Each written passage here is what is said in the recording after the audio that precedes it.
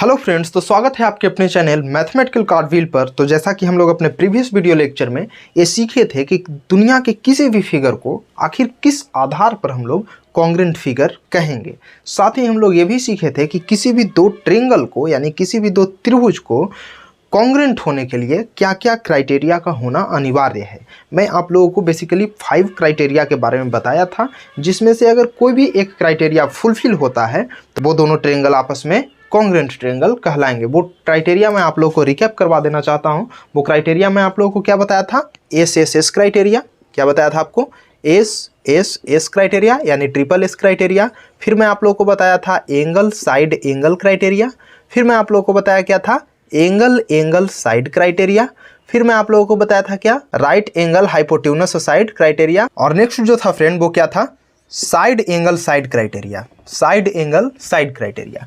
देखिए इसमें क्या था, मैं आपको क्या बताया था, अगर तीनों भुजा यानी तीनों साइड अगर दो ट्रायंगल का इक्वल है यानी कोरेस्पोंडिंग साइड, तीनों मतलब दो ट्रायंगल का कोरेस्पोंडिंग साइड अगर इक्वल है तो वो दोनों ट्रायंगल आपस में क्या कहलाते हैं, कॉन्ग्रुएंट कहलाते हैं। उसी तरीके से मैं आपको क्या बताया था कि दो एंगल और उनके बीच का साइड, दो एंगल और अगर उनके बीच का साइड अगर इक्वल है तो वो दोनों ट्रायंगल आपस में क्या कहलाते हैं, कॉन्ग्रुएंट ट्रायंगल। साथ ही आप कह सकते हो कि अगर दो एंगल यानी ये दोनों आप कह सकते हो कि लगभग सेम ही है, बस अंतर क्या है, आप ऐसे कह सकते हो कि इसमें जो है दो एंगल था और इसके बीच का साइड था, और यहाँ पर क्या था, यहाँ पर था कि अगर दो एंगल और कोई जरूरी नहीं है कि उसके बीच का साइड, यानी कोई भी साइड हो सकता है, यानी उसके बीच का भी साइड हो सकता है, अदरवाइज कहीं और भी कोई और भी साइड हो सकता है। तो कहने का मतलब ये दोनों जो क्राइटेरिया है लगभग सेम ही है, आप ऐसे समझ सकते हो। तो इसका क्या मतलब हुआ कि दो एंगल और उसके बीच का साइड, और इसमें दो एंगल और कोई भी एक साइड अगर इक्वल है तो दोनों ट्रायंगल आपस में क्या कहलाएंगे, कॉन्ग्रुएंट ट्रायंगल कहलाएंगे। नेक्स्ट क्या था, राइट एंगल हाइपोटेन्यूस साइड। और राइट एंगल ट्रायंगल में क्या है कि राइट एंगल, जैसे मान लीजिए कि कोई भी दो राइट एंगल ट्रायंगल होगा, उसमें दोनों राइट एंगल ट्रायंगल का अगर हाइपोटेन्यूस इक्वल लेंथ का है और कोई एक साइड भी अगर इक्वल लेंथ का है तो वो दोनों ट्रायंगल आपस में क्या कहलाएंगे, कॉन्ग्रुएंट ट्रायंगल कहलाएंगे। उसी तरीक़ा से साइड एंगल साइड, इसमें क्या है, दो साइड हो और अगर एक उसके बीच का एंगल इक्वल होगा दूसरे त्रिभुज के कोरेस्पोंडिंग दोनों साइड और बीच के एंगल के, तो वो दोनों ट्रायंगल आपस में क्या कहलाएंगे, कॉन्ग्रुएंट कहलाएंगे। आज के हम लोग अपने इस वीडियो लेक्चर में इन्हीं कॉन्सेप्टों पर आधारित ढेर सारे प्रॉब्लम्स को प्रैक्टिस करने वाले हैं। लेकिन उससे पहले मैं आप लोगों को आइसोसेल्स ट्रायंगल्स के बारे में और इसके कुछ विशेष प्रॉपर्टी के बारे में बताना चाहूँगा, ताकि यार क्यों आखिर आइसोसेल्स ट्रायंगल्स के बारे में ही मैं क्यों चर्चा कर रहा हूँ, क्योंकि आने वाले जितने भी प्रॉब्लम्स को हम लोग डील करेंगे उन सब में most of the time isosceles triangles का जिक्र होगा। इसलिए हम लोग सबसे पहले आइसोसेल्स के प्रॉपर्टी को देख लेते हैं। तो please write it down my friend. सबसे पहले अब हम लोग यही देख लेते हैं आखिर प्रॉपर्टी में कि आइसोसेल्स ट्रायंगल्स आखिर कहते किसको हैं। तो इस चीज़ मैं आपको पहले भी बता चुका हूं। अगर आप अच्छे से और डीपली इसको पढ़ना चाहते हैं तो आप मेरे प्रीवियस वीडियो को देख सकते हैं, जो कि मैं आई बटन में इसका लिंक आपको दे दूंगा। तो चलिए अभी हम लोग देख लेते हैं कि आखिर आइसोसेल्स ट्रायंगल्स कहते किसको हैं। जब हम लोग चर्चा कर रहे हैं तो इसको भी देख लेते हैं। तो सबसे पहले तो आप यहाँ पर यही लिख लीजिए फ्रेंड्स कि triangles having two equal side is known as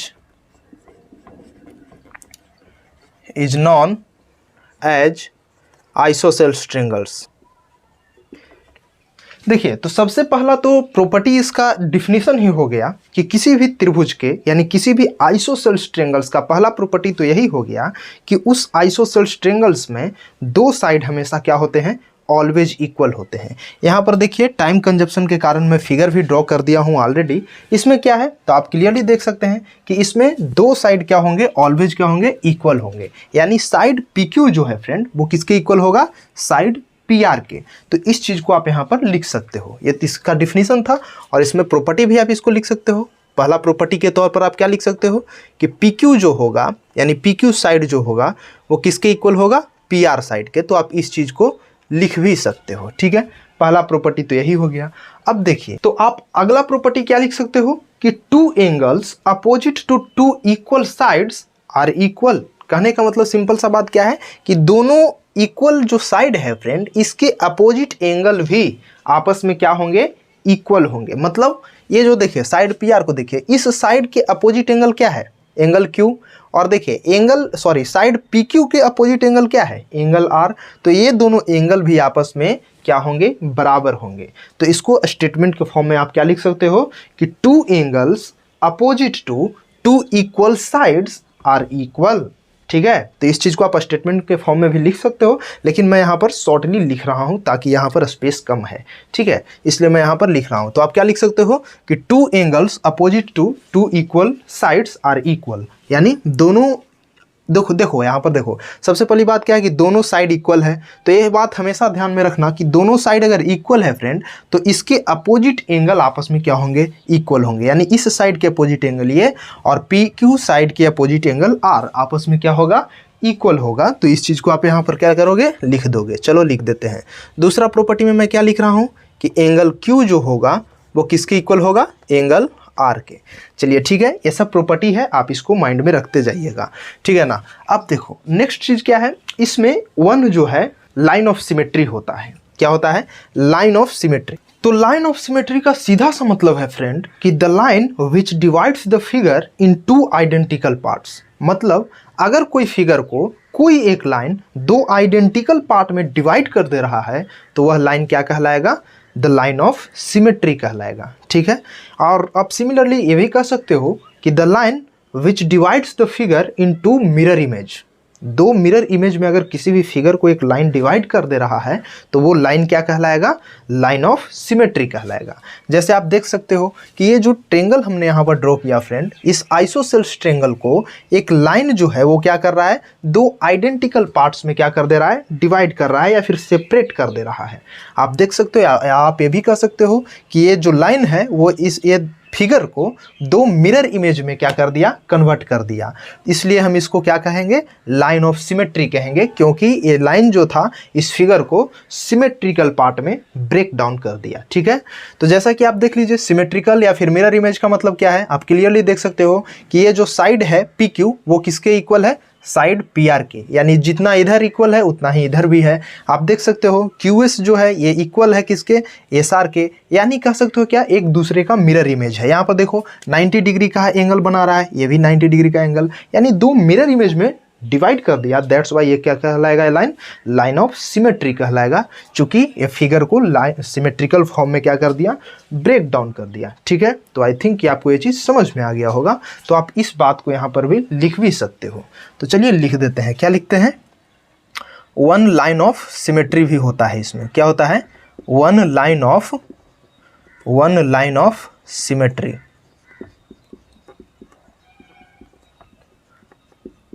one line of symmetry भी क्या होता है, आइसोसेल्स ट्रेंगल में होता है। ठीक है, अब फर्दर देखिए इसमें, अगर मान लीजिए कि हम एंगल Q से और एंगल R से ये दो अल्टीट्यूड यहाँ पर ड्रॉ करें। चलिए ड्रॉ करते हैं। जैसे मान लीजिए कि यहाँ से हम लोग क्या कर दिए, दो अल्टीट्यूड यहाँ से ड्रॉ कर लिए। अब लाइन थोड़ा तिरछा अगर हो तो उसको आप अच्छे से कॉपी पर सही कर लीजिएगा। जैसे मान लीजिए कि यहाँ पर मैं क्या किया कि परपेंडिकुलर को ऐसे ड्रॉ कर दिया। ठीक है, परपेंडिकुलर ड्रॉ करने का मतलब यहाँ पर दो एल्टीट्यूड को मैंने क्या किया, ड्रॉ किया। तो इस कंडीशन में फ्रेंड ये दोनों अल्टीट्यूड क्या होंगे, आपस में इक्वल होंगे। ठीक है, इस बात को भी आपको यहाँ पर लिख लेना होगा। क्या लिखोगे कि यहाँ पर आप फोर्थ नंबर दे दो। फोर्थ नंबर दे करके आप यहाँ पर क्या लिखोगे, QT जो है, यानी QT एल्टीट्यूड है, क्या है, QT जो है इक्वल होगा किसके, MR के, MR के। ये दोनों एल्टीट्यूड क्या होंगे, आपस में इक्वल होंगे। आप इसको लिख लीजिए, यानी दोनों एल्टीट्यूड आपस में क्या होंगे, इक्वल लेंथ के होंगे। ठीक है, अब देखिए ऐसा नहीं है कि ये दोनों सिर्फ एल्टीट्यूड ही इक्वल लेंथ के होंगे। इवन अगर आप मीडियन भी ड्रॉ करोगे तो वो दोनों मीडियन भी इक्वल लेंथ के होंगे। ठीक है, अब एल्टीट्यूड और मीडियन में मैं बेसिकली अंतर पहले भी बता दिया हूँ। एल्टीट्यूड सिंपल सा कहने का मतलब क्या है कि एल्टीट्यूड जो है बेस को दो इक्वल पार्ट में ब्रेक डाउन कर भी सकता है, नहीं भी कर सकता, ये कोई ज़रूरी नहीं है। लेकिन मीडियन का मतलब होता है क्या कि अगर आप यहाँ से मीडियन ड्रॉ कर रहे हो तो वो आधार को यानी बेस को दो इक्वल पार्ट में क्या कर देगा, डिवाइड कर देगा, तो मीडियन कहलाएगा। सिंपल सा बात है, आप इसको माइंड में रखना। ठीक है, तो जैसे मान लो कि यहाँ से हम लोग क्या ड्रॉ किए, दो एल्टीट्यूड ड्रॉ किए, तो ये दोनों एल्टीट्यूड का लेंथ भी आपस में क्या होगा, इक्वल होगा। इवन अगर मैं मान लो कि मैं यहाँ से मीडियन भी ड्रॉ कर दूँ, QT को मान लो कि मीडियन भी, अभी तो ये एल्टीट्यूड है, मान लो कि यहाँ से एक और मीडियन भी ड्रॉ करूँगा, मीडियन ड्रॉ करूँगा तो एक और एडिशनल प्रॉपर्टी क्या हो जाएगा कि ये डिवाइड कर देगा ये दोनों सेक्शन को इक्वली, और ये एल्टीट्यूड है तो ये कोई ज़रूरी नहीं है कि ये दोनों इक्वल होगा, ठीक है, बात समझना। तो मैं क्या बोल रहा हूँ कि अगर मान लो मैं यहाँ से मीडियन भी ड्रॉ कर देता हूँ तो ये दोनों मीडियन भी आपस में क्या होंगे, इक्वल होंगे, ठीक है। एक बात और कि जैसे मान लो कि ये जो परपेंडिकुलर यानी ये जो एपेक्स एंगल है, एपेक्स का सीधा सा मतलब क्या होता है, शिखर, एपेक्स को हिंदी में क्या कहते हैं, शिखर या फिर शीर्ष। तो ये जो शीर्ष वाला जो एंगल है फ्रेंड, इस एंगल से अगर मान लो कि आप परपेंडिकुलर ड्रॉ करते हो, तो ये जो परपेंडिकुलर ड्रॉ करते हो फ्रेंड, तो इस कंडीशन में क्या होता है कि ये परपेंडिकुलर बेस को दो इक्वल पार्ट में डिवाइड करता है, ठीक है। तो इस बात को भी आप माइंड में रखिएगा और यहाँ पर लिख लीजिए, क्योंकि आने वाले जितने भी प्रॉब्लम्स होंगे उनमें हम लोग इसका चर्चा करेंगे। और अभी बस लिखते जाइए, जैसे जैसे हम लोग प्रॉब्लम्स सोल्विंग और बढ़ेंगे वैसे वैसे एवरीथिंग आपका क्लियर हो जाएगा। तो अभी बस साथ साथ लिखते जाइए। जब परपेंडिकुलर इसमें ड्रॉ करेंगे फ्रेंड तो क्या होगा, बेस को दो इक्वल पार्ट में क्या कर देगा, डिवाइड कर देगा। आप इस फिगर को आप देखिए स्टेटमेंट के फॉर्म में भी आप लिख सकते हैं, लेकिन मैं यहाँ पर शॉर्टली बस हर चीज़ को लिख रहा हूँ। फिगर यहाँ पर आपके सामने है, बाद में आप इस चीज़ को समझ सकते हो, ठीक है। तो मैं क्या बोला कि अगर आप यहाँ से परपेंडिकुलर ड्रॉ करते हो तो बेस जो है क्या हो जाएगा, दो इक्वल पार्ट में डिवाइड हो जाएगा। यानी इस कंडीशन में क्या हो जाएगा, QS जो है इक्वल हो जाएगा किसके, ASR के, ठीक है। आई थिंक कि आपको समझ में आ रहा होगा। इवन अगर मान लीजिए कि यहाँ से मीडियन भी ड्रॉ कीजिएगा तो मीडियन का भी सिंपल सा मतलब क्या होता है कि बेस को दो इक्वल पार्ट में डिवाइड कर दे। अगर आप मीडियन भी ड्रॉ कीजिएगा, जैसे मान लीजिए मीडियन अगर ड्रॉ करते हैं तो ये मीडियन भी क्या करेगा, बेस को दो इक्वल पार्ट में डिवाइड करेगा। यानी एल्टीट्यूड बोल रहा हूँ तो आइसोसेल्स ट्रायंगल्स के केस में मीडियन भी बेस को दो भाग में डिवाइड करेगा, ठीक है। अब देखिए आप यहाँ पर देखिए कि एल्टीट्यूड और मीडियन लगभग सेम ही काम कर रहा है, आप ऐसे कर सकते हैं, क्योंकि देखिए यहाँ से एल्टीट्यूड ड्रॉ कीजिएगा फिर भी बेस को दो इक्वल भाग में डिवाइड कर दिया, मीडियन ड्रॉ कीजिएगा फिर भी बेस को दो इक्वल पार्ट में डिवाइड कर देगा। यहाँ पर देखिए अगर आप एल्टीट्यूड यहाँ पर बनाते हैं तो एल्टीट्यूड बना रहे हैं तो इसमें एपेक्स को यानी एपेक्स वाले एंगल को भी दो इक्वल पार्ट में क्या कर देगा, डिवाइड कर देगा। जैसा कि आप यहाँ देख सकते हैं 1 और 2 में इसको नाम दे दिया हूँ। यहाँ पर क्या कर दिया, दो इक्वल पार्ट में एल्टीट्यूड भी एपेक्स को डिवाइड कर देगा। तो आप इस चीज को भी यहां पर लिख सकते हो क्या, सिक्स्थ प्रॉपर्टी में आप क्या लिख सकते हो कि एंगल 1 जो है वो किसके इक्वल होगा, एंगल 2 के, परपेंडिकुलर के केस में भी और इवन मीडियन के केस में भी।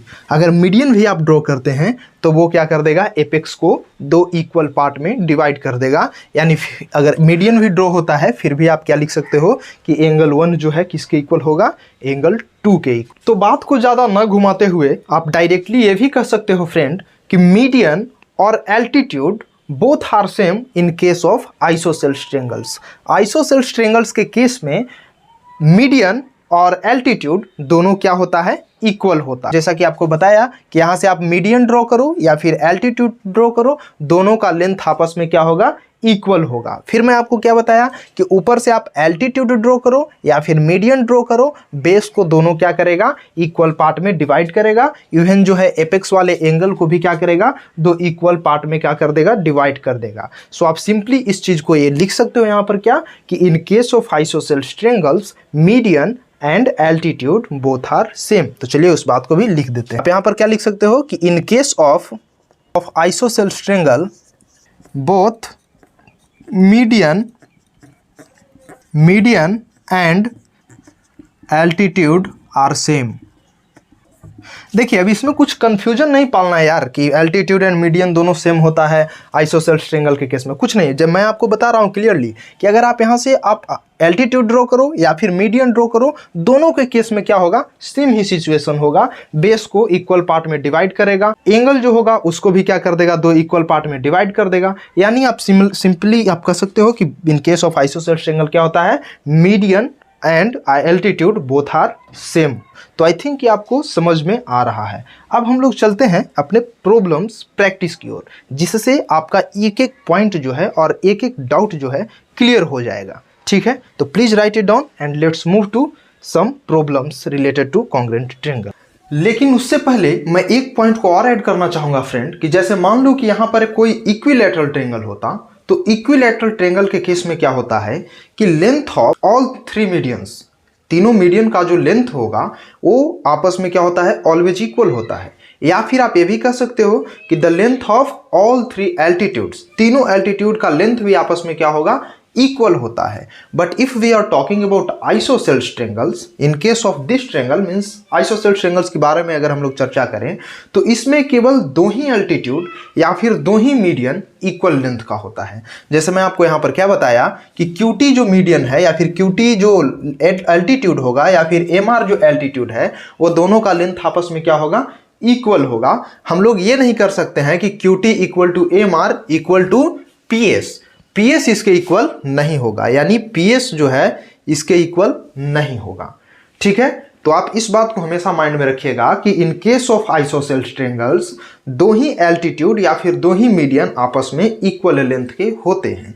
और वो कौन सा मीडियन या फिर कौन सा एल्टीट्यूड दोनों आपस में इक्वल लेंथ का होगा, तो आप ये याद रखना कि हमेशा जो इक्वल एंगल फॉर्म कर रहा है, यानी दोनों Q और R, अब जैसा कि मैं आपको बताया था कि ये दोनों इक्वल एंगल है, तो इन दोनों इक्वल एंगल से ड्रॉ किए गए जो भी एल्टीट्यूड होगा या फिर मीडियन होगा, वो दोनों आपस में क्या होंगे, इक्वल होंगे इन लेंथ। ऑलराइट, और वहीं अगर बात कर लें अगर इक्विलैटरल ट्रायंगल में, तो इक्विलैटरल ट्रायंगल के केस में क्या होता है कि तीनों मीडियन या फिर तीनों एल्टीट्यूड आपस में इक्वल लेंथ के होते हैं। तो आई थिंक कि आपको ये चीज भी समझ में आ गया होगा, तो प्लीज राइट इट डाउन। हाँ, यहाँ पर आप थोड़ा फिगर को और अच्छे से कर लीजिएगा। यहाँ फिगर जो है, मान लीजिए कि यहाँ से कुछ इस टाइप से आता, यहाँ पर जाता। ठीक है, इसको आप अच्छे से ड्रॉ कर लीजिएगा। तो बेसिकली मैं आपको बस यही बताना चाह रहा था फ्रेंड्स कि इक्विलैटरल ट्रायंगल के केस में क्या होता है, ताकि मतलब आपको कंफ्यूजन ना हो जाए कि यार दोनों टोटल जो है तीनों का तीनों जो है से इक्वल होगा एल्टीट्यूड या फिर सिर्फ दो होगा। तो इसलिए मैं आपको बता दिया क्या कि आइसोसेल्स ट्रायंगल्स में दो एल्टीट्यूड आपस में इक्वल होंगे या फिर दो मीडियन होगा, तो वो दोनों भी आपस में इक्वल होंगे। और वो कौन सा वाला इक्वल होंगे, तो जो इक्वल एंगल है उससे ड्रॉ किया गया जो भी एल्टीट्यूड होगा या फिर जो भी मीडियन होगा, वो आपस में क्या होगा, इक्वल लेंथ का होगा। और if we are talking about equilateral triangle, then you can clearly see and you can clearly tell that what, कि तीनों आपस में क्या होंगे, इक्वल होंगे, तीनों एल्टीट्यूड या फिर तीनों मीडियन। ऐसा क्यों होंगे, क्योंकि तीनों का एंगल आपस में इक्वल होगा ना यार, अगर इक्विलैटरल बात करेंगे तो तीनों अगर इक्वल है, जैसा कि आप सिंपली ये याद रख सकते हो कि आइसोसेल्स ट्रायंगल में दो एंगल इक्वल है तो दो मीडियन आपस में इक्वल होगा। इक्विलैटरल ट्रायंगल में तीनों मीडियन आपस में तीनों एंगल आपस में इक्वल होता है, तो तीनों मीडियन भी क्या होगा, आपस में इक्वल होगा। तो please write it down and let's move to some questions related to the topic. As you can clearly see my friend that I have already written the questions here and अब हम लोग one by one करके इन सारे questions को solve करने का प्रयास करेंगे। अब तक जो हम लोग अपने वीडियो लेक्चर में देख रहे थे कि आखिर इनसे रिलेटेड कॉन्सेप्ट क्या है, अब उन्हीं कॉन्सेप्टों को इस्तेमाल करते हुए आने वाले जितने भी प्रॉब्लम्स होंगे उनको हम लोग डील करेंगे। तो चलिए सबसे पहले मैं यहाँ पर आपके लिए कुछ इंपॉर्टेंट क्वेश्चंस लिख दिया हूँ जिसको हम लोग वन बाय वन करके देखते हैं। हमारा फर्स्ट क्वेश्चन क्या कहता है कि in any triangle two sides opposite to two equal angles are, और यहां पर क्या है, खाली स्थान। इसी खाली स्थान में आपको कोई भी एप्रोप्रिएट शब्द का चयन करते हुए उस शब्द को उसमें फिल करना है। तो सिंपली इस क्वेश्चन का मतलब क्या है, आखिर ये कहना क्या चाहता है, तो ये क्वेश्चन का मतलब है कि किसी भी त्रिभुज में दो बराबर कोण के सम्मुख भुजा आपस में क्या होंगे, बराबर होंगे, डिफरेंट होंगे या फिर क्या होंगे, वो आपको उसमें फिल करना है। ठीक है, तो अब याद कीजिए क्या होगा, सो आप फिल कर सकते हैं फिलहाल, लेकिन याद कीजिए कि मैं आपको क्या बताया था कॉन्सेप्ट जब मैं आपको समझा रहा था, तो कि किसी भी त्रिभुज में दो समान भुजा के सम्मुख कोण आपस में क्या होते हैं, बराबर होते हैं। फिर से सुनिएगा मेरी बात को, क्या कि दो समान भुजा के सम्मुख कोण आपस में क्या होते हैं, बराबर होते हैं। ये मैं आपको वीडियो लेक्चर में बताया था। तो इसी का आप कन्वर्स भी क्या कर सकते हो कि दो समान एंगल के अपोजिट साइड भी आपस में क्या होते हैं, इक्वल होते हैं। फिर से सुनिएगा इस बात को, मैं आपको क्या बताया था कि किसी भी त्रिभुज में दो इक्वल साइड के अपोजिट एंगल, दो इक्वल साइड के अपोजिट एंगल मतलब जैसे देखिए फिगर से भी मैं आपको बता देता हूं। जैसे मान लीजिए कि एक ट्रायंगल मैं यहां पर ड्रॉ किया, ठीक है। अब देखिए इस ट्रायंगल में कहना क्या चाहता है कि ये कहना चाहता है कि two sides opposite to two equal angles. मान लीजिए कि ये दोनों इक्वल एंगल्स है आपस में, तो इन दोनों इक्वल एंगल्स के अपोजिट साइड कौन सा है, ये साइड और ये साइड। ये जैसे इसके अपोजिट ये साइड हुआ और इसके अपोजिट क्या हुआ, ये वाला साइड। तो ये कहना चाहता है कि अगर ये दोनों एंगल आपस में इक्वल है तो इसका अपोजिट साइड में क्या संबंध होगा, ये आपका क्वेश्चन है। तो मैं आपको क्या बताया था, मैं आपको यही बताया था कि अगर दो एंगल आपस में इक्वल है तो इसका अपोजिट साइड भी आपस में क्या होगा, इक्वल होगा। तो इस चीज को आप यहां पर लिख दीजिए, क्या होगा, इक्वल होगा। क्या होगा, इक्वल होगा। तो एक खाली स्थान के जगह पर हम लोग इक्वल शब्द को लिख देंगे, ठीक है। अब देखिए, और इसका कन्वर्स भी आप यहां पर देख सकते हैं क्या, कि खाली ऐसा नहीं है कि ये दोनों इक्वल एंगल के अपोजिट साइड ही इक्वल होगा, अपितु आपको यह भी ध्यान रखना है कि किसी भी एक त्रिभुज में अगर ये दोनों साइड आपस में इक्वल है, क्या मैं बोल रहा हूं कि किसी भी त्रिभुज में अगर ये दो साइड इक्वल है तो इसके अपोजिट एंगल भी आपस में क्या होगा, इक्वल होगा। यानी ये दोनों बात सत्य है, ठीक है, दोनों चीज क्या है, आपस में सही है। तो इस चीज को हम लोग यहां पर जो हमारा क्वेश्चन था वो क्या होगा, आपस में इक्वल होगा, या तो हम लोग यहां पर इक्वल शब्द को फिल कर दिए, ठीक है। अब देखिए हमारा नेक्स्ट जो क्वेश्चन है वो क्या कहता है, उसमें आपको ट्रू के लिए टी भरना है और फॉल्स के लिए एफ भरना है, ठीक है। क्वेश्चन क्या कहता है कि right T for true and F for falls in following statement. यहां पर कुछ स्टेटमेंट आपको दिया गया है और इस स्टेटमेंट में अगर स्टेटमेंट ट्रू होगा तो आप उसके लिए साइड में टी लिख दीजिए और अगर फॉल्स होगा तो उसके लिए आप एफ लिख दीजिए, ठीक है। तो चलिए अब हम लोग अपना पहला क्वेश्चन को देखते हैं। हमारा फर्स्ट क्वेश्चन क्या कहता है फ्रेंड कि इफ ट्रायंगल एबीसी, इसको क्या बताया था मैं, इस सिंबल को क्या पढ़ा जाता है, कॉन्ग्रेंट टू। तो आप क्या कहोगे, if triangle ABC is congruent to triangle पीआरक्यू। अगर दो ट्रायंगल एबीसी और पीआरक्यू है तो उसमें AB बराबर PQ होगा, ऐसा हमको यह स्टेटमेंट कहता है। तो क्या यह स्टेटमेंट सही है या फिर स्टेटमेंट गलत है? अगर सही होगा तो ट्रू लिखेंगे, टी लिखेंगे, गलत होगा तो एफ लिख देंगे। तो चलिए पहले तो देख लेते हैं। मैं आपको क्या बताया था, यहाँ पर कह रहा है कि ABC और PRQ दो ट्रायंगल है, ठीक है, और इन दोनों ट्रायंगल में अगर दोनों ट्रायंगल कॉन्ग्रेंट है तो AB बराबर PQ होगा। तो क्या सही है? तो AB बराबर PQ क्या कह रहा है, AB और PQ, ये तो गलत कह रहा है ना यार, ये दोनों साइड को कह रहा है। क्यों गलत कह रहा है? तो आप याद कीजिए मैं आपको क्या बताया था जब मैं आपको फर्स्ट लेक्चर में इस चीज को डिस्कस किया हूं, क्या कि to write the congruency of triangles in symbolic form it is necessary to write their corresponding part in the same order. इसका सीधा सा मतलब क्या है और क्या मैं आपको बताया था और क्या समझाया था मैं आपको कि किसी भी दो त्रिभुज को अगर आप उनके कॉन्ग्रेंसी को सिंबॉलिक फॉर्म में लिख रहे हो तो एक बात को हमेशा ध्यान में रखना होगा, और वो क्या कि उनका जो कोरेस्पोंडिंग पार्ट होना चाहिए वो क्या होना चाहिए, सेम ही ऑर्डर में होना चाहिए, ठीक है। और सेम ही ऑर्डर में होना चाहिए, इसका सिंपल सा मतलब क्या है, जैसा कि आप यहां पर देखो, ये क्वेश्चन को आप समझने का प्रयास करना, इससे आपका वो स्टेटमेंट क्लियर हो जाएगा कि आखिर सेम ही ऑर्डर में कैसे होना चाहिए। देखिए कोई भी दो त्रिभुज है, जैसे मान लो यही दो त्रिभुज है, इसी का नाम मान लो कि मैं ABC जो है दे देता हूं, ये A है, B है और ये C है। इसका मान लो कि ये क्या है, PQ और ये क्या है, R है। तो जैसे मान लो कि अगर इस त्रिभुज को ही हम लोग देख रहे हैं तो इस त्रिभुज में मान लो कि ट्रायंगल ABC आप यहां पर देखो और ट्रायंगल PQR, ये दोनों क्या है, आपस में कॉन्ग्रेंट ट्रायंगल है। चलो मान लिया कि ये दोनों आपस में क्या है, कॉन्ग्रेंट ट्रायंगल है। तो स्टेटमेंट क्या कहता है कि ये दोनों ट्रायंगल को अगर हम लोग सिंबॉलिक फॉर्म क्या है, जैसे यहां पर देखो ये सिंबॉलिक फॉर्म है कि ABC, यानी ये जो आप देख रहे हो, ये जो आप यहां पर देख रहे हो कि triangle ABC congruent to triangle PRQ, ये क्या है, सिंबॉलिक फॉर्म है। तो क्या कहता है कि जब भी आप सिंबॉलिक फॉर्म में लिखोगे तो इस बात को हमेशा ध्यान में रखना कि उनका कॉन्ग्रेंट पार्ट क्या होना चाहिए, आपस में सेम ही ऑर्डर में होना चाहिए। मतलब कि अगर A को लिखे हैं तो एंगल A जो है एंगल P के ही बराबर होना चाहिए। ऐसा नहीं कि एंगल A जो है एंगल Q के बराबर हो, ठीक है। बात को समझने का प्रयास करना। जैसे ABC जो है, ट्रायंगल ABC, जैसे यहां पर मैं लिख देता हूं, ट्रायंगल ABC जो है फ्रेंड, वो क्या कह रहा है कि कॉन्ग्रेंट है ट्रायंगल PRQ के। इस चीज को मैं उस दिन समझाया भी था जब फर्स्ट लेक्चर में इसका चर्चा कर रहा था। इसमें क्या था कि देखो ट्रायंगल A, यानी A जो है, देखो एंगल A है, इसमें फर्स्ट में है, और यहां पर देखो इसका भी फर्स्ट में क्या है, दोनों ट्रायंगल का, इसका A है और इसका P है। तो एंगल A जो है एंगल P के क्या होगा, इक्वल होना चाहिए। तो ये जो क्रम हम लोग दिए कि A के बाद जो है यहां पर P होना चाहिए, ये क्या है, सेम ही ऑर्डर में चल रहा है, मतलब एंगल ए इक्वल है अगर एंगल पी के, तो एंगल ए और एंगल पी को एक साथ लिखेंगे। जैसे कि यहाँ पर देखो ए से स्टार्ट किया और पी से स्टार्ट किया। जैसे देखो एंगल ए होना चाहिए किसके, एंगल पी को, क्योंकि अगर हम लोग इसकी बात कर रहे हैं कि ये दोनों ट्रायंगल कॉन्ग्रेंट है और इसको सिंबॉलिक फॉर्म में लिख रहे हैं, तो क्या होना चाहिए, एंगल ए जो है किसके होना चाहिए, एंगल पी के इक्वल। फिर क्या होना चाहिए, एंगल बी जो है होना चाहिए किसके, एंगल आर के। एंगल बी जो होना चाहिए वो क्या होना चाहिए, एंगल आर के इक्वल होना चाहिए। तो हम लोग कहेंगे क्या कि ये दोनों फिगर आपस में कॉन्ग्रेंट है, इस तरीके से। अब देखो यहां पर कंफ्यूज नहीं होना कि ये जो इस ट्रायंगल में बी जो है इस साइड में है और इसमें आर जो है उस साइड में है, इससे कोई मतलब नहीं है, ठीक है ना। ऐसा नहीं कि ये जो आर यहाँ है इस साइड में, इस साइड होता तभी ये कॉन्ग्रेंट होता, नहीं, वो किसी भी साइड है, इससे कोई मतलब नहीं है। बस मतलब किस चीज से है कि जब भी आप कॉन्ग्रेंस ऑफ ट्रायंगल यानी कॉन्ग्रेंसी को रिप्रेजेंट करना चाहोगे सिंबॉलिक फॉर्म में, उस वक्त हमेशा माइंड में बस यही रखना कि जो एंगल इक्वल है, जैसे एंगल ए इक्वल था एंगल पी के, तो angle A equal angle P को हम लोग ऐसे लिख दिए।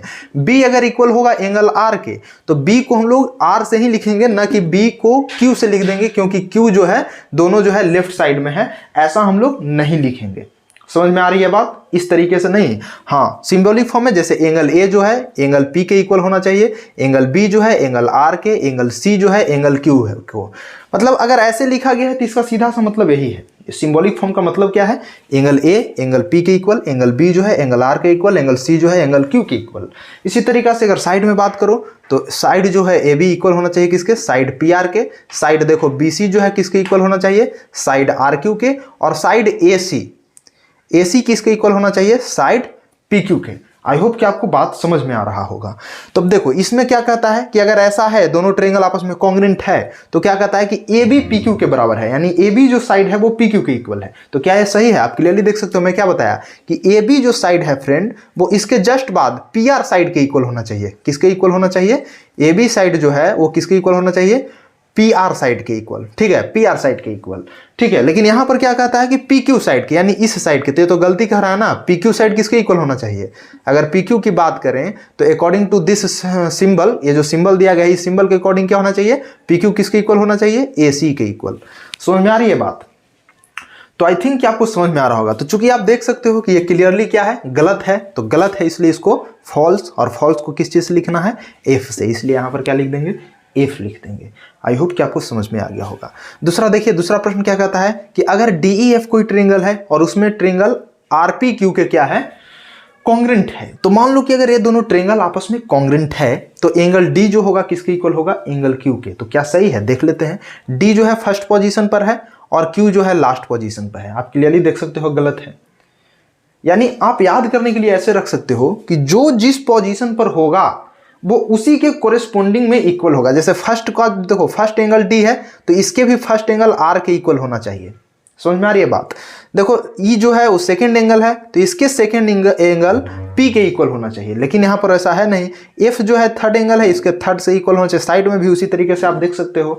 तो यहाँ क्या कहता है, एंगल D होना चाहिए किसके इक्वल, R के इक्वल। और कह क्या रहा है कि एंगल D जो है किसके इक्वल है, एंगल Q के इक्वल। तो ये क्या है, फॉल्स स्टेटमेंट है। और फॉल्स स्टेटमेंट है तो उसको हम लोग क्या से रिप्रेजेंट करेंगे, इफ से रिप्रेजेंट करेंगे। तो आई होप कि आपको समझ में आ गया है। इसको लिखते जाइए और समझिए क्या कि कैसे मैं आपको समझा रहा हूं, किस टाइप से इसका डील करेंगे इस टाइप के क्वेश्चन को। अगला देखिए, अगला क्या कहता है कि the bisectors of equal angles are equal. मतलब the bisectors of equal angles are equal, किसी भी त्रिभुज के दो इक्वल एंगल के, यानी बाइसेक्टर ऑफ इक्वल एंगल्स कह रहा है ना। तो मान लो कि अगर कोई दो इक्वल एंगल्स है और उन दोनों इक्वल एंगल के बाइसेक्टर भी आपस में क्या होंगे, इक्वल होंगे, यही स्टेटमेंट है। तो क्या है, ट्रू है या फॉल्स है। तो ये चीज ट्रू है। इस चीज को मैं आपको पहले भी बताया हूं। ये क्या है, ये ट्रू है। कैसे ट्रू है, इसका कहने का मतलब सिंपल सा देखो, ये मान लो कि ये दोनों एंगल आपस में इक्वल है, एंगल बी और एंगल सी।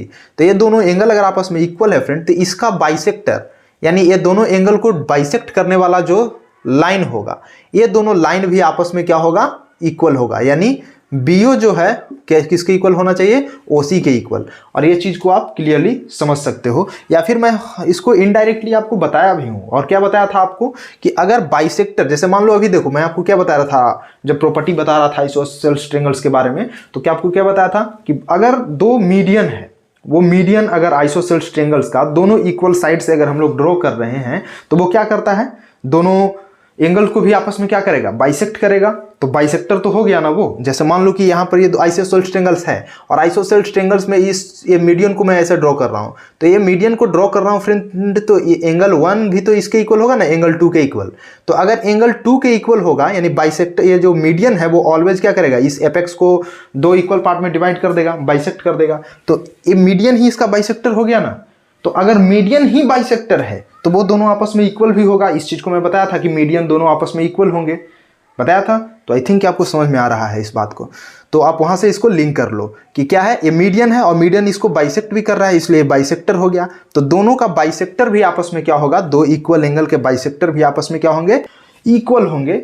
वो चीज क्या है, ट्रू है। तो ट्रू है, इसके लिए हम लोग टी लिख दिए यहाँ पर, ठीक है। तो आई होप कि समझ में आ गया होगा। तो नेक्स्ट क्वेश्चन है कि 2 इक्विलैटरल ट्रायंगल्स आर कॉन्ग्रुएंट। क्या ऑलवेज 2 इक्विलैटरल ट्रायंगल्स हमेशा कॉन्ग्रुएंट होंगे एक दूसरे के?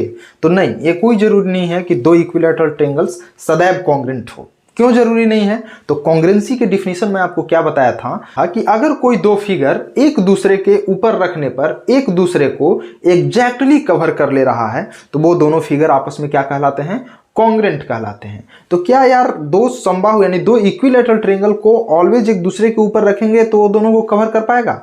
कोई जरूरी नहीं है। क्यों? क्योंकि हो सकता है कि एक इक्विलैटरल ट्रायंगल का लेंथ अलग, साइड का लेंथ अलग अलग हो। तो साइड का लेंथ अगर अलग अलग हो जाएगा फ्रेंड, तो उस कंडीशन में 2 इक्विलैटरल ट्रायंगल और दोनों का साइड का लेंथ अगर डिफरेंट होगा तो क्या एक दूसरे को कवर कर पाएगा? सिंपल सी बात है यार, नहीं कर पाएगा।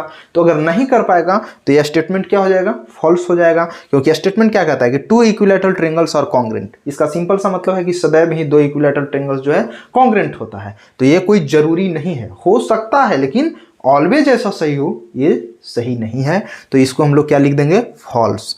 और फॉल्स के लिए क्या लिख देंगे, एफ।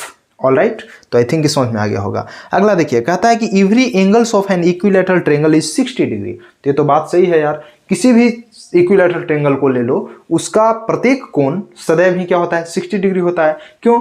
टोटल ट्रायंगल जो होता है, ट्रायंगल का तीनों कोनों का सम क्या होता है, बस मैं तो इसको प्रूव भी करके बताया हूं आपको कि 180 डिग्री होता है। अब 180 डिग्री होता है और इसमें आप जानते हो कि अगर इक्विलैटरल ट्रायंगल है तो उसका तीनों साइड भी इक्वल होगा, और अगर तीनों साइड इक्वल है तो तीनों एंगल भी इक्वल होगा, और अगर तीनों एंगल इक्वल है 3 से आप डिवाइड करते हो तो क्या हो जाएगा, 60 हो जाएगा ना। यानी 60 होगा तो यह स्टेटमेंट क्या है, ट्रू है। और अगर ट्रू है तो इसको हम लोग क्या से रिप्रेजेंट करेंगे, टी लिख देंगे इसमें, यानी ट्रू है यानी सही है।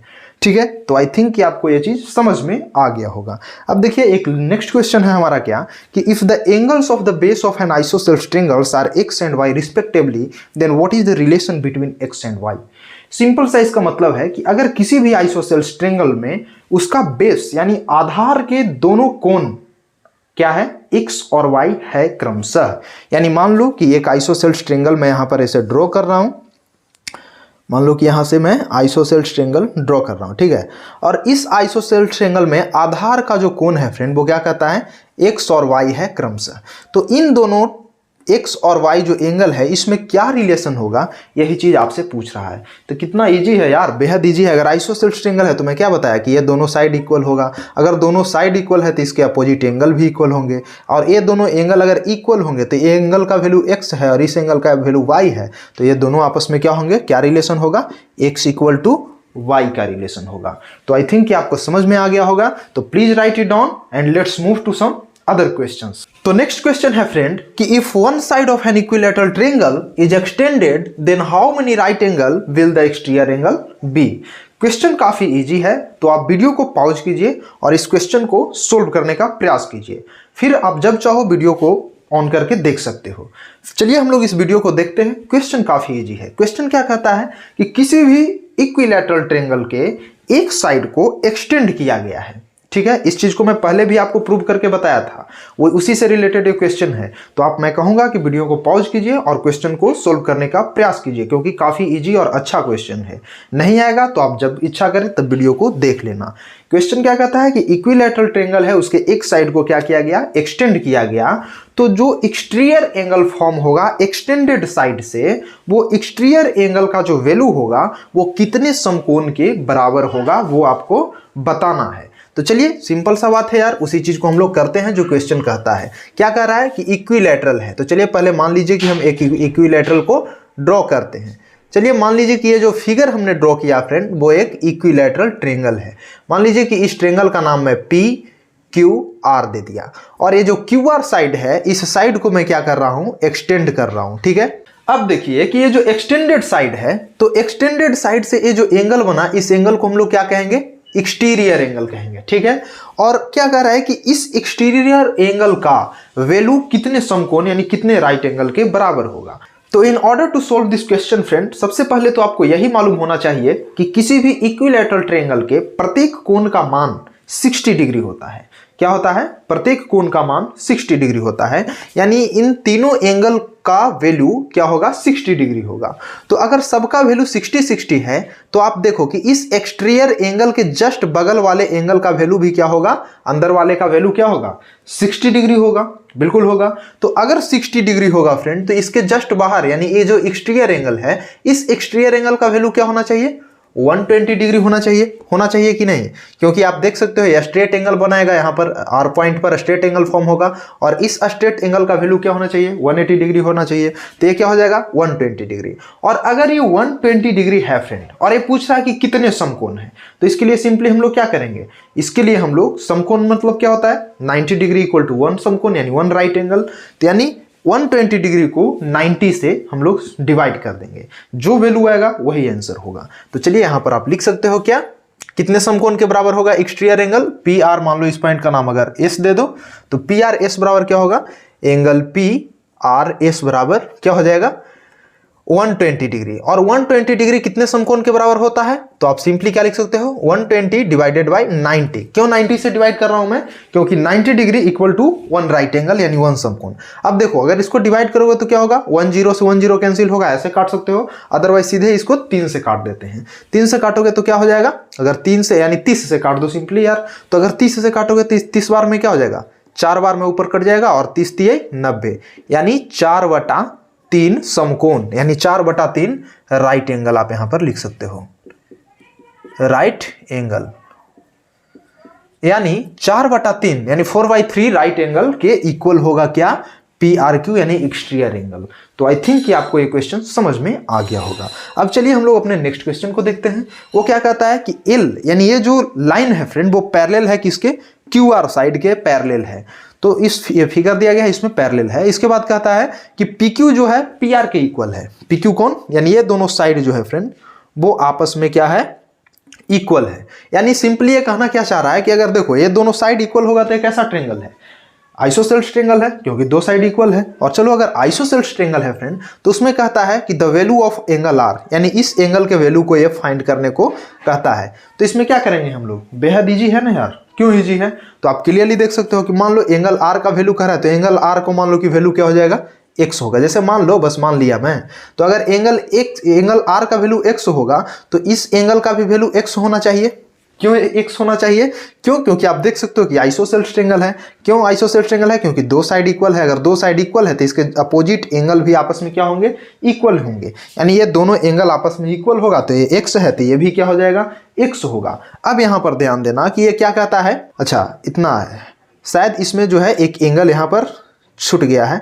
इस एंगल को मान लो कि ये 60 डिग्री है, ठीक है, क्वेश्चन में यहां पर छूट गया है। इसका एंगल यहाँ पर 60 डिग्री दिया हुआ है मान लो, तो अगर ये दिया गया है 60 डिग्री तो इसका वैल्यू क्या होगा हमको ये बताना है, ठीक है। अब देखो इस क्वेश्चन को, तो मैं क्या बोल रहा हूँ कि ये दोनों एंगल क्या हो जाएगा, एक्स एक्स हो जाएगा। अब आप इसमें देखो कि ये क्या कहता है कि एल जो है वो पैरेलल है किसके, क्यू आर साइड के, यानी एल साइड जो है पैरेलल है क्यू आर साइड के। तो इस कंडीशन में क्या होगा, अल्टरनेट एंगल क्या होंगे, आपस में इक्वल होंगे। तो अगर अल्टरनेट एंगल इक्वल होंगे आप ऐसे लिख सकते हो, since L parallel Q R therefore क्या हो जाएगा, 60 जो है इक्वल हो जाएगा किसके इक्वल, एक्स के इक्वल। ये 60 है तो ये किसके होगा, अल्टरनेट एंगल है ना यार, यानी x is equal to 60 degree होगा ना। क्यों, क्योंकि अल्टरनेट एंगल है। तो अगर अल्टरनेट एंगल ये जो 60 है तो ये कितना हो जाएगा, ये 60 है तो एक्स का वैल्यू क्या हो जाएगा, 60 डिग्री ही हो जाएगा। और अगर ये 60 डिग्री एक्स है यानी एक्स का वैल्यू आर भी इतना ही है, तो आप यहां पर लिख सकते हो therefore angle R is equal to 60 degree. यही आपका क्या हो जाएगा, आंसर हो जाएगा। तो आई थिंक कि आपको समझ में आ गया होगा कि कैसे हम लोग सोल्व करते हैं इस टाइप के क्वेश्चन को। तो प्लीज राइट इट डाउन। तो चलिए अब हम लोग अपने नेक्स्ट क्वेश्चन को देखते हैं। और आप ये भी कह सकते हैं कि कॉन्ग्रुएंसी ऑफ ट्रायंगल चैप्टर का मेन पोर्शन इसी प्रश्न से शुरू होता है। अब तक जो हम लोग सीख रहे थे वो बस कॉन्सेप्ट को बिल्ड करने का प्रयास कर रहे थे, यानी माइंडसेट को बस ग्रो अप करने का प्रयास कर रहे थे, जो कि हमारे प्रॉब्लम प्रैक्टिस में आगे चल करके काम देगा। तो अब हम लोग रियल प्रश्न पर आते हैं जो कि रिलेटेड होगा कॉन्ग्रुएंस ऑफ ट्रायंगल पर। तो चलिए कॉन्ग्रुएंस ऑफ ट्रायंगल पर ये जो प्रश्न है फ्रेंड वो क्या कहता है कि इन द फॉलोइंग फिगर, एक फिगर आपको दिया गया है, इस फिगर में एपी जो है एक्यू के इक्वल है, यानी एपी यानी ये जो साइड है फ्रेंड वो इक्वल है किसके, एक्यू के, यानी इस साइड के इक्वल है। और बीपी जो है किसके इक्वल है, बीक्यू के, बीपी सॉरी बीपी है, हाँ बीपी, यानी ये जो साइड है फ्रेंड वो किसके इक्वल है, बीक्यू के, यानी ये दोनों जो साइड है फ्रेंड वो इसके इक्वल है। आपको इसमें कहता है कि तो प्रूव कीजिए कि ए बी जो लाइन है वो क्या है, बाइसेक्टर है ये दोनों एंगल के, यानी एंगल पी ए क्यू का और एंगल पी बी क्यू का। ठीक है, क्वेश्चन को आप सिंपली यही समझ लीजिए, क्या कह रहा है कि इसमें आपको दिया गया है कि ये दोनों साइड आपस में क्या है, इक्वल है, और तो उसमें आपको प्रूव करना है कि ये पी जो है क्या है, बाइसेक्टर है इस एंगल का। ठीक है, क्या है, बाइसेक्टर है इस एंगल, यानी एंगल ए का और एंगल बी का, यही चीज आपको प्रूव करना है। तो अब हम लोग देखते हैं कि कैसे हम लोग आखिर प्रूव करेंगे इस टाइप के क्वेश्चन को। देखिए बेहद आसानी से हम लोग इसको प्रूव कर लेंगे, आप चाहे तो इसको ट्राई भी कर सकते हैं। तो हम लोग जो हम लोग क्राइटेरिया अपने प्रीवियस वीडियो लेक्चर में सीखे थे उसी की हेल्प से हम लोग इस चीज को सोल्व करने वाले हैं। तो जब भी आपको इस टाइप के प्रश्न मिले तो चलिए देखते हैं कि कैसे सोल्व करेंगे। आप यहां पर लिख लीजिए सॉल्यूशन। देखिए इसमें क्या करना है, सबसे पहले हम लोग लिखते हैं कि इन ट्रेंगल PAB, क्या लिखेंगे, in triangle PAB and triangle क्या QAP, क्या लिखेंगे, ट्रेंगल QAP। अब देखिए कि यहां पर जो हमारा प्रश्न में दिया गया है उसको वन बाय वन इसके नीचे लिखते जाते हैं। चलिए लिखते हैं, यहां पर क्या दिया गया है कि AP जो है यानी ट्रेंगल PAB में क्या दिया है, AP। तो चलिए यहां पर लिख लीजिए AP जो है किसके इक्वल दिया है, AQ के इक्वल। तो चलिए उस बात को लिख लीजिए, AQ क्या है, ट्रेंगल QAB में, यानी AP इक्वल है किसके, AQ के। दूसरा क्या दिया है कि BP जो है इस इक्वल है किसके, यहां पर लिख दीजिए BP जो है इक्वल है किसके, BQ के। तो चलिए उस पॉइंट को भी हम लोग लिख दिया यहां पर क्या कि BP जो है किसके इक्वल है, यानी BP जो है इक्वल है किसके, BQ के, इस बात को भी लिख दिया। अब यहां पर आपको थोड़ा एडिशनल देखना होगा कि फिगर में क्या है। एडिशनल आप ये देखिए कि ये दोनों साइड तो इक्वल है, ये आपको दे ही दिया गया है प्रश्न में दोनों साइड के बारे में।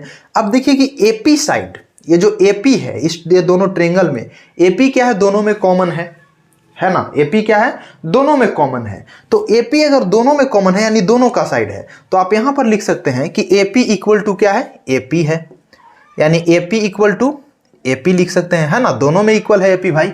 तो अगर दोनों में इक्वल है तो आप क्या देख सकते हैं, आप क्लियरली देख सकते हैं कि इन तीनों यानी ये दोनों त्रिभुज में तीनों साइड क्या है, इक्वल है, तीनों साइड क्या है, इक्वल है। तो अगर तीनों साइड इक्वल है फ्रेंड, तो मैं आपको एक क्राइटेरिया बताया था और उसको आप यहां पर लिख सकते हैं कि अगर ये तीनों साइड इक्वल है तो आप सिंपली लिख सकते हैं देयरफॉर ट्रेंगल PAB कॉन्ग्रुएंट होगा ट्रेंगल किसके, QAP के। और ऐसा क्यों होगा, तो क्राइटेरिया आप क्या दे सकते हैं, आप ऊपर जो क्या लिखे हैं यही क्राइटेरिया है। ये क्राइटेरिया क्या है, साइड। और इस क्राइटेरिया के बारे में मैं आपको बताया था, तो उसी क्राइटेरिया को आप यहां पर लिख देंगे कि साइड क्राइटेरिया से ये जो दोनों ट्रेंगल है वो आपस में क्या होगा, कॉन्ग्रुएंट होगा। और आई थिंक कि आपको ये चीज समझ में आ रहा है। देखिए इसमें कुछ करना नहीं है, मैं फिर से समझा रहा हूं कि सिंपली लिख देंगे कि ट्रेंगल PAB और ट्रेंगल QAP में ये जो दोनों ट्रेंगल है इसमें क्या क्या दिया था, तो जो चीज दिया था उसको मैंने लिख दिया। फिर मैं देखा कि AB जो साइड है फ्रेंड, यानी सॉरी AP लिख दिया है ना यार, ये AB है, सॉरी इसको क्या लिख दीजिए आप, AB, ये क्या है, AB है। तो AB क्या है, दोनों में कॉमन है, और अगर दोनों में कॉमन है तो उसको लिख दिया कि यहां भी AB है और यहां भी AB है।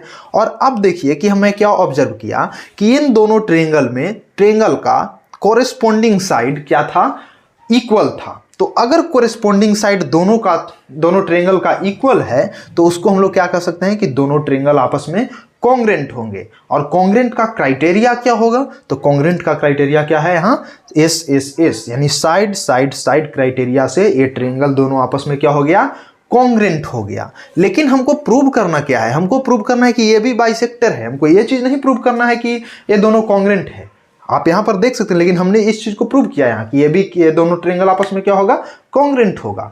लेकिन हमको क्या प्रूव करना है? यहाँ पर क्वेश्चन क्या कहता है कि ए बी बाइसेक्टर है ये दोनों एंगल का, वो चीज प्रूव करना है। तो चलिए वो भी हो जाएगा। इसी क्रम से आगे गुजरते हुए हम लोग वहां तक भी पहुंच जाएंगे। अब देखिए कि अब हम लोग प्रूव क्या कर दिए कि दोनों ट्रायंगल आपस में क्या था? कॉन्ग्रेंट था। तो अगर दो चीज कॉन्ग्रेंट है आपस में, तो मैं आपको बताया था क्या इसके डिफिनेशन में कि दोनों एक दूसरे को एक के ऊपर एक रखने पर क्या कर लेगा? एग्जैक्टली कवर कर लेगा ईच अदर को। इसका सीधा सा मतलब क्या है कि दोनों लेंथ में, साइज में, हर चीज में इक्वल होगा, हर तरीका से इक्वल होगा। कहने का मतलब शेप एंड साइज दोनों में इक्वल होगा। तो अगर इक्वल होगा तो कहने का मतलब एक चीज और बताया था कि अगर दो ट्रायंगल आपस में कॉन्ग्रेंट है तो उसका सीपीसीटी ऑलवेज क्या होता है? इक्वल होता है। तो अगर ऐसा है तो आप लिख सकते हो कि ये जो ट्रायंगल है ऊपर वाला ये जो ट्रायंगल है फ्रेंड, आप ये देख सकते हो ऊपर वाला एंगल जो है, ये दोनों एंगल क्या होगा? ये ऊपर वाला और ये नीचे वाला दोनों आपस में इक्वल होगा दोनों ट्रायंगल में। तो आप इस चीज को लिख सकते हो कि चूंकि ये जो है कॉन्ग्रेंट है, ये दोनों ट्रायंगल आपस में कॉन्ग्रेंट है, देयरफॉर आप क्या लिख सकते हो कि angle P A B equal होगा किसके? क्यू ए बी के। आप यहां पर लिख दीजिए एंगल क्यू ए बी के इक्वल होगा। ठीक है, पी ए बी किसके इक्वल होगा? एंगल क्यू ए बी के। चलिए ये चीज हो गया। अब देखिए इस साइड में, देखिए इस साइड में क्या होगा कि एंगल पी बी ए, यहां पर लिखिए पुनः, अगले बार क्या होगा? एंगल पी बी ए इक्वल होगा किसके? एंगल क्यू बी ए के, एंगल क्यू बी ए के। अब देखिए ये दोनों एंगल आपस में क्या है? इक्वल है। अब आप बताइए कि अगर ऊपर वाला ये एंगल और नीचे वाला भी एंगल, ये दोनों एंगल आपस में अगर इक्वल है, इसका सीधा सा मतलब क्या है कि ए बी जो है बाइसेक्ट कर रहा है। बाइसेक्ट कर रहा है तभी तो यार ये दोनों एंगल आपस में इक्वली डिवाइड हो गया। सीधा सा मतलब क्या निकल रहा है इसका? ये दोनों ऊपर वाला और नीचे वाला एंगल बराबर है। इसका सीधा सा मतलब क्या है कि ए बी जो है उसको बाइसेक्ट कर रहा है। बाइसेक्ट कर रहा है तभी तो इक्वली डिवाइड हो गया। वही कंडीशन यहाँ भी क्या है? दोनों ऊपर वाला और नीचे वाला इक्वल है। इसका मतलब क्या कि ये भी इसको बाइसेक्ट कर रहा है, यानी ऊपर और नीचे वाले को इक्वली डिवाइड कर दे रहा है। तो इस चीज को, चूंकि इस चीज को प्रूव किए हम लोग, तो इससे क्या साबित हो जा रहा है? इससे साबित हो जा रहा है कि एपी जो है बाइसेक्टर है दोनों एंगल का। तो उस चीज को हम लोग क्लियरली यहां पर लिख सकते हैं। तो यहां पर हम लोग लिख सकते हैं क्या कि therefore AB is the bisector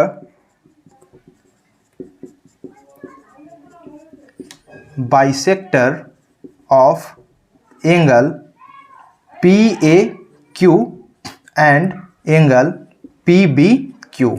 proved. ये चीज हमको प्रूव करना था और ये क्या हो गया? सक्सेसफुली प्रूव्ड हो गया। तो आई थिंक कि आपको समझ में आ गया कि हम लोग कैसे प्रूव करते हैं इस टाइप के क्वेश्चन को। ठीक है, तो please write it down and इसको क्वेश्चन को समझने का प्रयास आप खुद से भी कीजिएगा कि कैसे हम लोग प्रूव किए। एस यानी ट्रिपल एस क्राइटेरिया से दोनों ट्रायंगल कॉन्ग्रेंट हो गया। और अगर कोई भी ट्रायंगल कॉन्ग्रेंट है तो उसका कोरिस्पोंडिंग पार्ट ऑलवेज क्या होता है? इक्वल होता है। तो हम लोग इस चीज को प्रूव कर दिए। तो प्लीज राइट इट डाउन।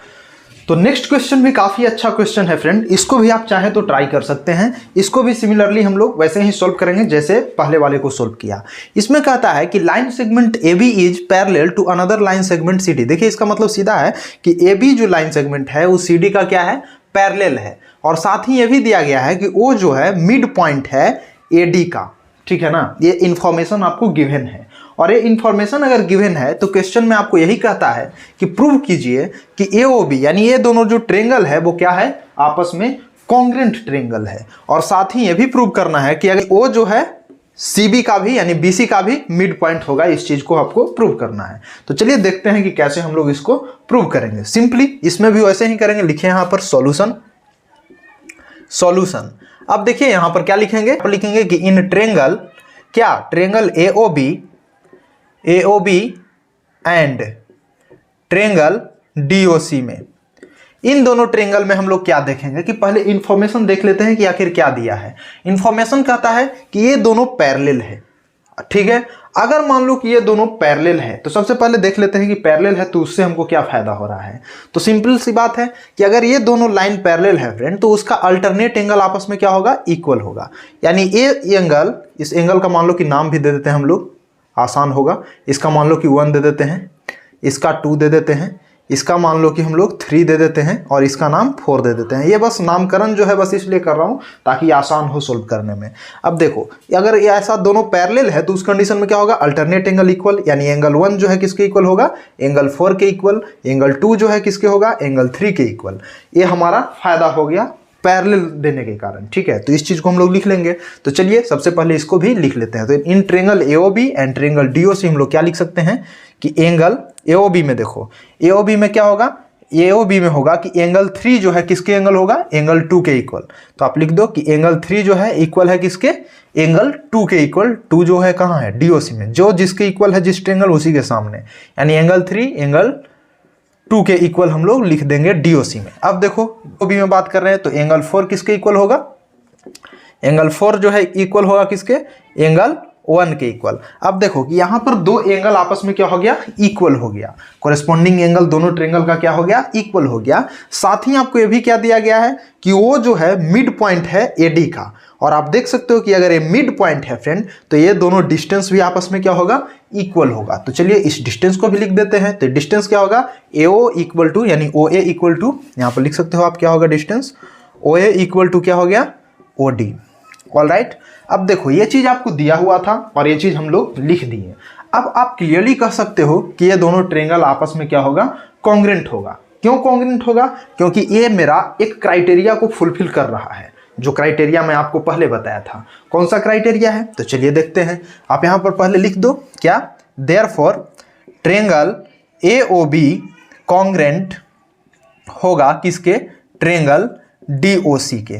और ये क्यों होगा और किस क्राइटेरिया के कारण होगा, तो ये क्राइटेरिया आप देख सकते हो कि एंगल एंगल साइड क्राइटेरिया। कौन सा क्राइटेरिया यहां पर हो रहा है, एंगल एंगल साइड क्राइटेरिया। दो एंगल और कोई भी एक साइड अगर इक्वल होगा तो ट्रायंगल क्या होगा आपस में, यानी दोनों ट्रायंगल आपस में क्या होगा, कॉन्ग्रेंट होगा। यानी आप यहां पर लिख सकते हो क्या कि एंगल एंगल साइड क्राइटेरिया के आधार पर ये दोनों ट्रायंगल आपस में क्या होंगे, कॉन्ग्रेंट होंगे। तो इस चीज को हम लोग प्रूव कर दिए। यानी हमारा पहला जो था कि ये दोनों कॉन्ग्रेंट होगा, इस चीज को हम लोग सक्सेसफुली क्या कर दिए, प्रूव्ड कर दिए। अब देखिए कि अगर प्रूव कर दिए तो इसका सीपीसीटी ऑलवेज इक्वल होगा, यानी corresponding part of congruent triangle क्या होता है, इक्वल होता है। तो उस कंडीशन में सब कुछ इक्वल होगा। लेकिन हमको प्रूव क्या करना है, ये प्रूव करना है। तो हम लोग ना इसके सापेक्ष में देखेंगे कि हमारा जो है से ये चीज प्रूव हो जाए। तो चलिए देखते हैं कि O is also the midpoint, यानी हमको मिड पॉइंट प्रूव करना है किसके, बीसी का, कि वो भी मिड पॉइंट है। तो इसके लिए क्या होगा कि ये दोनों ट्रायंगल में अगर दोनों ट्रायंगल कॉन्ग्रेंट है तो जितना बीओ का लेंथ होगा उतना ही सीओ का लेंथ होगा। क्यों, क्योंकि इसमें अब तो सब कुछ इक्वल हो गया ना। जब प्रूव ही कर दिए कि दोनों ट्रायंगल कॉन्ग्रेंट है तो हर चीज एग्जैक्टली इसका इक्वल होगा। तो अगर इक्वल होगा तो ये भी इक्वल है कि बीओ जो है इक्वल होगा किसके, ओसी के। तो आप यहां पर लिख दीजिए देयरफॉर, यानी इसलिए बीओ जो है किसके इक्वल होगा, ओसी के इक्वल। और अगर बीओ और ओसी दोनों इक्वल है, इसका क्या मतलब होता है कि O is the midpoint of BC. अगर ऐसा है देयरफॉर आप यहां पर लिख सकते हैं इंप्लाइज दैट क्या, O is the midpoint of BC. यही प्रूव करना था और ये चीज हम लोग सक्सेसफुली क्या कर दिए, प्रूव्ड कर दिए। तो आई होप कि आपको समझ में आ गया होगा कि कैसे हम लोग प्रूव करते हैं। ठीक है, तो प्लीज राइट इट डाउन। हाँ, इसको आप एक बार और अच्छे से देखिएगा क्योंकि अभी आप शुरुआत ही कर रहे हैं हम लोग ज्योमेट्री के, तो थोड़ा सा हो सकता है कहीं पर प्रॉब्लम हो आपको, लेकिन आप देखिएगा एक बार दो बार तो आपको समझ में आ जाएगा कि कैसे हम लोग इस चीज को सोल्व कर रहे हैं। कुछ है नहीं यार, बस जो क्राइटेरिया मैं आपको बताया था उस क्राइटेरिया को क्या बताया था, अगर फुलफिल करेगा कोई भी एक क्राइटेरिया को तो ट्रायंगल कॉन्ग्रेंट होगा, और अगर कॉन्ग्रेंट होगा तो उसका सीपीसीटी इक्वल होगा। तो वही चीज कर रहा हूँ। पहले वाला में ट्रिपल एस था, इसमें फिर देखो डबल एस है। तो बस क्राइटेरिया को देखना है कि कौन सा क्राइटेरिया यहाँ पर मैच कर रहा है और उसके बाद प्रूव कर देंगे। तो हमारा नेक्स्ट क्वेश्चन भी काफी इंटरेस्टिंग क्वेश्चन है फ्रेंड, और आई वुड रियली लाइक कि आप भी इस क्वेश्चन को सोल्व करने का प्रयास करो। और नहीं आएगा तो फिर मैं तो हूं ही, फिर आप वो वीडियो को जब चाहे आप ओपन करके देख सकते हो। फिलहाल देखो कि हम लोग यहाँ पर कैसे इसको सोल्व करेंगे। क्वेश्चन इजी है लेकिन थोड़ा इंटरेस्टिंग है। इसमें क्या कहता है, ये जो फिगर आप देख रहे हो सामने, इसमें बताया गया है कि जो ये बताया गया है बस क्या कि CPD जो है इक्वल है एंगल BPD के, और क्या कहता है कि AD जो है बाइसेक्टर ऑफ एंगल BAC है। यानी AD ये जो लाइन है फ्रेंड, वो इस एंगल BAC के क्या है, बाइसेक्टर है, यानी इसको इक्वली क्या कर रहा है, डिवाइड कर रहा है।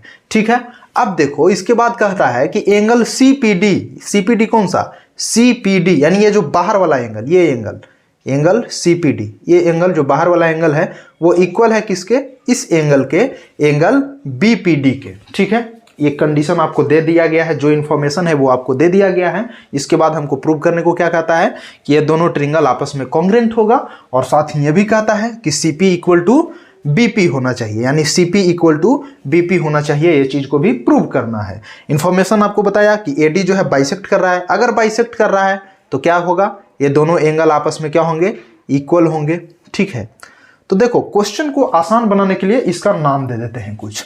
जैसे मान लो कि इसका नाम, ऊपर वाले एंगल का नाम दे दिया A, तो नीचे वाला भी बाइसेक्ट कर रहा है तो A ही होगा ना, क्योंकि दोनों एंगल जो है से इक्वल होगा, बाइसेक्ट कर रहा है तो ऊपर भी A नीचे भी A।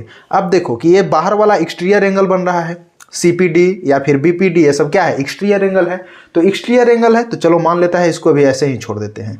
अब देखो इससे हम क्या करते हैं कि इसमें अब देखो CPD को मान लो कि एंगल CPD किसके इक्वल होगा, एंगल आप मान लो यहाँ पर लिखो CPD, एंगल CPD किसके इक्वल होगा। सॉल्यूशन यहाँ पर हम लोग करने जा रहे हैं, इसको देखने जा रहे हैं, सोल्व करने। तो एंगल CPD किसके इक्वल होगा फ्रेंड, CPD क्या है, एक एक्सटीरियर एंगल है, और एक्सटीरियर एंगल में आपको बताया था कि ऑलवेज होता है क्या, sum of two opposite interior angle, यानी दो अपोजिट इंटीरियर एंगल के सम के इक्वल होगा। यानी ये जो एंगल है, एंगल A और एंगल C के सम के इक्वल होगा, यानी A प्लस एंगल C के इक्वल। तो उस चीज को हम लोग यहाँ पर लिख देते हैं। यहाँ पर क्या लिखेंगे, A प्लस एंगल C इसके इक्वल होगा। ऑल राइट, फिर देखिए क्या कहता है, अगर हम लोग BPD की बात करें तो आप यहाँ पर फिर से लिख सकते हो कि एंगल BPD ये किसके इक्वल होगा। तो BPD में भी क्या लिख सकते हो, angle A plus angle B लिख सकते हो, इसमें भी कोई डाउट नहीं होना चाहिए। Angle A plus angle B के इक्वल ये भी होगा क्योंकि एक्सटीरियर एंगल है। अब देखिए कि अब क्या कहता है कि ये दोनों एंगल इक्वल है। क्वेश्चन में आपको इन्फॉर्मेशन दिया गया है कि ये दोनों एंगल आपस में क्या है, इक्वल है। तो अगर इक्वल है फ्रेंड, LHS दोनों का इक्वल है तो RHS भी इक्वल होगा ना। तो चलिए हम लोग इक्वल कर देते हैं। यहाँ पर लिख दीजिए अकॉर्डिंग टू द क्वेश्चन,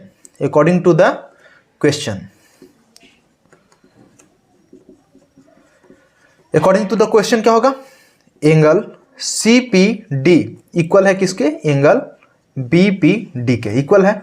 अब देखिए CPD बराबर क्या है, वैल्यू को रखते जाइए, angle A plus angle C, और BPD बराबर क्या है, A प्लस एंगल B। अब देखिए दोनों तरफ A है इसलिए ये कैंसिल, बच गया क्या, एंगल C बराबर एंगल B। ये चीज हम लोग क्या कर दिए, प्रूव कर दिए।